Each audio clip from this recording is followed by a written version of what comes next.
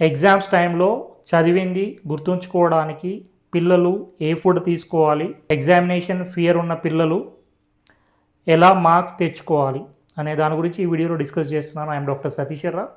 So ముఖ్యంగా పిల్లలు ఈ ఎగ్జామ్స్ టైంలో చాలా ప్యానిక్ అవుతుంటారు. రీసెంట్గా ఒక పేషెంట్ వాళ్ళ మదర్ తీసుకొచ్చారు. చూస్తే ఆ బాబుకి రోజు కడుపు నొప్పి వస్తుంది, ఒక 3 days నుంచి మాత్రమే.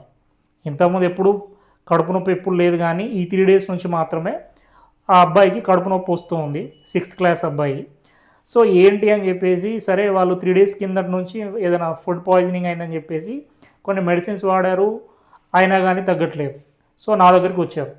సో నేను చెప్పింది ఏంటంటే, ఇప్పుడు ఎగ్జామ్ స్టార్ట్ అయినాయి అబ్బాయికి అంటే, స్టార్ట్ అయ్యాయి సార్ ఈ 2-3 days నుంచి. మనకు ప్రీవియస్గా ఏవో 25 మార్క్స్ కొన్ని ఉంటాయంట, తర్వాత 75 మార్క్స్ అట్లా డివైడ్ చేస్తారంట వాళ్ళ ఎగ్జామ్స్.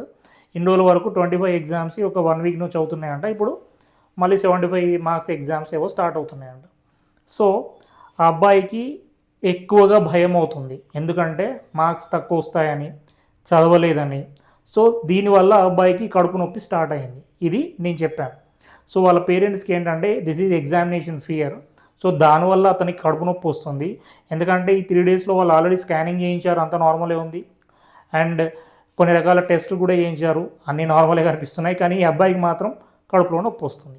ఎందుకు అంటే, this is due to examination fear. And ఇంకొక పాపను తీసుకొచ్చారు. లాస్ట్ ఒక 10 days నుంచి సివియర్గా కఫ్ వస్తుంది, సివియర్గా డ్రై కఫ్ వస్తూ ఉంది. అండ్ ఒక 3 days తర్వాత అంటే 1 week తర్వాత మళ్ళీ ఏమైంది, ఫీవర్ కూడా స్టార్ట్ అయింది. సో కంటిన్యూస్గా 10 days నుంచి ఈ పాపకు కఫ్, ఫీవరు. ఇప్పుడు ఆల్మోస్ట్ ఇంకా ఎగ్జామ్ రాయకుండా ఇంట్లోనే పడుకుంది. ఎందుకు అంటే, this is also due to examination fear. ఎప్పుడైతే ఎగ్జామ్ మీకు మైండ్లో ఫియర్ఫుల్ థాట్స్, అంటే భయం పడే ఏమైనా మనము ఇన్సిడెంట్స్ జరుగుతున్నాయి అనుకోండి, అప్పుడు ఏమైందంటే యాంగ్జైటీ లెవెల్స్ పెరిగిపోయినప్పుడు మీ లంగ్స్ అనేవి ఖచ్చితంగా డిస్టర్బ్ అవుతాయి. కొంతమందిలో ఆల్రెడీ రెస్పిరేటరీ ఇష్యూస్ ఉన్న పిల్లలు. సో ఈ పాపకు ఆల్రెడీ అస్తమాటిక్ ఉంది కాబట్టి ఇప్పుడు మళ్ళీ తనకు చలికాలంలో ఎట్లాంటి ఇబ్బంది కాలేదంట, కానీ ఇప్పుడు మాత్రం ఈ కఫ్ అనేది స్టార్ట్ అయింది. ఎందుకు స్టార్ట్ అయింది? Due to examination fear. ఇంకొక బాబు వచ్చాడు, సివియర్ హెడేక్తో వస్తున్నాడు. అండ్ ఇంకొక అమ్మాయి కూడా వచ్చింది, తను మైగ్రేన్ హెడేక్స్తో వచ్చింది. చూస్తే వీళ్ళందరూ 10th classలో పిల్లలే. ఎందుకు రీసెంట్గా ఈ 10-15 days నుంచి స్టార్ట్ అయినాయంటే, ఇప్పుడు ఎగ్జామ్స్ స్టార్ట్ అయినాయి కాబట్టి. సో హెడేక్స్ కావచ్చు, మైగ్రేన్ హెడేక్స్ కావచ్చు, లేకపోతే కళ్ళు తిరగడం కావచ్చు, కడుపులో నొప్పి కావచ్చు, అండ్ కొంతమంది పిల్లలు దగ్గు, సడన్గా కఫ్ కావచ్చు. ఇవన్నీ మీకు జనరల్గా మనం అలర్జీస్ ఉన్నాయో లేకపోతే ఇంకేవో అని హిస్టరీస్ తీసుకుంటాం, కానీ ఎగ్జామినేషన్ ఫియర్ ఉన్న పిల్లల్లో మనం ఇవన్నీ చూస్తున్నాం. సరే, ఇప్పుడు జనరల్గా చదివింది కాబట్టి ఇక్కడ నేను ఏమంటున్నానంటే, పిల్లల్ని ప్రెషరైజ్ చేయకండి పేరెంట్స్. వాళ్ళు ఇప్పటివరకు చదువుకుంది మాత్రమే రాయగలుగుతారు. ఇప్పుడేదో కొత్తగా చదివేసి రాయడానికి మాత్రం ఉండదు. కాబట్టి వాళ్ళు ఎంత చదువుతారో అంత చదవనివ్వండి, మార్క్స్ రానివ్వండి. నెక్స్ట్, ఖచ్చితంగా స్లీప్ అనేది 8 hours మెయింటైన్ చేసేలా చూడండి పిల్లల్ని.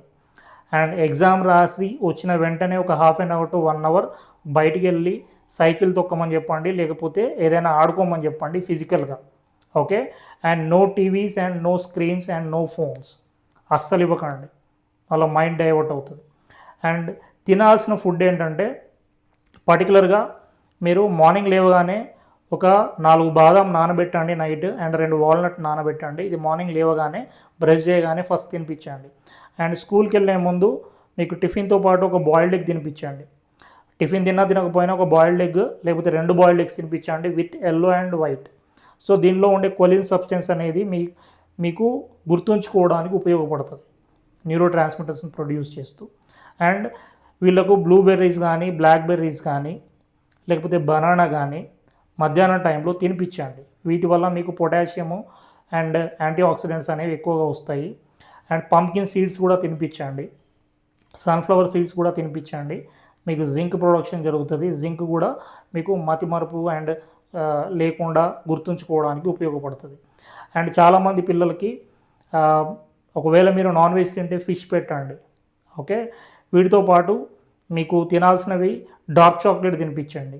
అంటే చాక్లెట్స్ కాదు, నేను చెప్పేది నార్మల్గా దొరికే చాక్లెట్స్ కాదు, షుగరీ చాక్లెట్స్ కాదు, డార్క్ చాక్లెట్స్ అని చెప్పి దొరుకుతాయి. 70 to 80% కోకోవా ఉంటుంది. ఎవరికైతే మెగ్నీషియం లో అవుతుందో దానివల్ల ఏమవుతుంది, కొంతమందికి హెడేక్స్ వస్తాయి. కొంతమంది పిల్లల్లో ఈ నిద్ర అనేది సరిగా పట్టదు ఎగ్జామ్స్ టైంలో డ్యూ టు ఫియర్. కాబట్టి వీళ్ళకు పడుకునే ముందు లేకపోతే పడుకునే ఒక 2-3 అవర్స్ ముందు ఒక చిన్న కోకోవా అంటే చాక్లెట్, డార్క్ చాక్లెట్ ఒక చిన్న పీస్ తినిపించండి.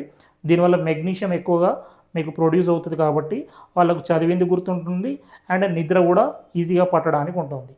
సో పిల్లల్ని ఈ టైంలో ప్రెషరైజ్ చేయకండి, అస్సలు టెన్షన్ పెట్టకండి. చదివింది రాయగలుగుతారు, మార్క్స్ ఎక్కువ రావాలి ఇట్లాంటి టార్గెట్స్ ఇవ్వకండి. వాళ్ళకు మీరు ఇయర్ మొత్తం చదివింది మాత్రమే వాళ్ళకు గుర్తుంటుంది, అంతే తప్ప ఇప్పుడు మీరు చదివాలని చెప్పేసి ప్రెషరైజ్ చేసి మార్క్స్ రావాలని చెప్పేసి ప్రెషరైజ్ చేస్తే అనవసరంగా కొంతమంది పిల్లలు సూసైడ్ కూడా చేసుకుంటున్నారు. సో జాగ్రత్త. అండ్ మీకు ఇంకా ఫుడ్స్ కావాలి అని అంటే కింద ఫుడ్ అని కామెంట్ చేయండి, నేను మీకు దానికి ఖచ్చితంగా రిప్లై ఇస్తాను. Thank you for watching. I'm doctor Satish Sharma.